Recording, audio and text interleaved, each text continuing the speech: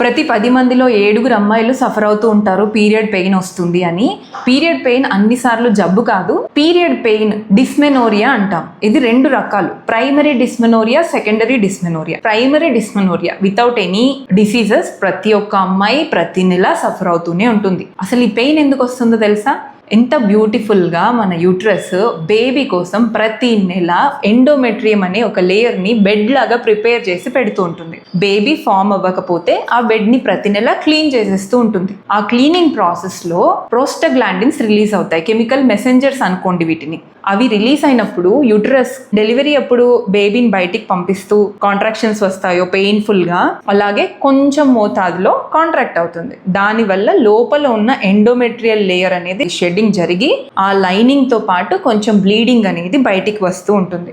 ఎప్పుడైతే యూట్రస్ దగ్గరగా కాంట్రాక్ట్ అవుతుందో అక్కడ బ్లడ్ వెసల్స్ అనేవి నారో అవ్వడం వల్ల ఆక్సిజన్ సరఫరా కొంచెం తగ్గి పెయిన్ మనకి తెలుస్తుంది. ఇప్పుడు అర్థమైంది కదా, ఇది ఒక జబ్బు కాదు, ఇది చాలా న్యాచురల్ ప్రాసెస్. సెకండరీ డిస్మెనోరియా అంటే secondary to some other disease. Endometriosis కానీ, ఎడినోమయోసిస్ కానీ, ఫైబ్రాయిడ్ యూట్రస్ కానీ ఇలాంటి జబ్బులు ఉండడం వల్ల మీకు యూట్రైన్ కాంట్రాక్షన్స్ ఎక్కువ జరిగి పెయిన్ ఎక్కువగా వస్తూ ఉంటుంది.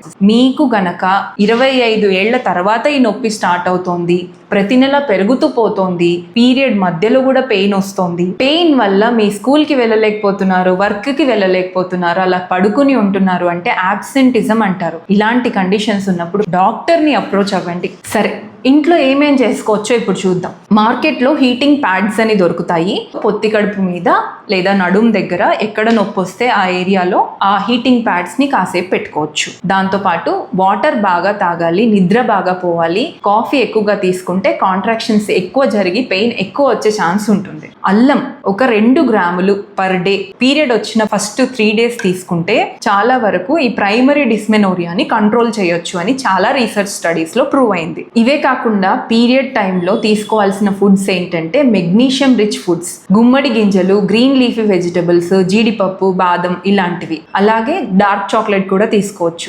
ఓవ్యులేషన్ జరిగిన తర్వాత అంటే పీరియడ్ వచ్చిన 15th day తర్వాత నుంచి omega-3 fatty acids daily diet లో భాగంగా చేసుకుంటే నెక్స్ట్ మీకు వచ్చే పీరియడ్ కి ఇన్ఫ్లమేషన్ ఎక్కువగా జరగకుండా ఉంటుంది. ఫ్లాక్స్ సీడ్స్, వాల్నట్స్, ఫిష్ ఇలాంటి వాటిల్లో omega-3 ఫ్యాటీ యాసిడ్స్ ఎక్కువ ఉంటాయి. ఇవన్నీ చేస్తున్నా కూడా తగ్గట్లేదు, పెయిన్ విపరీతంగా ఉంటుంది అంటే కంపల్సరీ డాక్టర్ అడ్వైస్ తీసుకోండి. విమెన్ రిలేటెడ్ హెల్త్ వీడియోస్ కోసం మీ హెల్త్ కేర్ కపుల్ ఛానల్లో విమెన్ హెల్త్ సిరీస్ ప్లేలిస్ట్ ని తప్పకుండా చూడండి. అలాగే మరిన్ని జనరల్ హెల్త్ కేర్ టిప్స్ కోసం మీ హెల్త్ కేర్ కపుల్ అనే ఛానల్ ని ఫాలో అయిపోండి.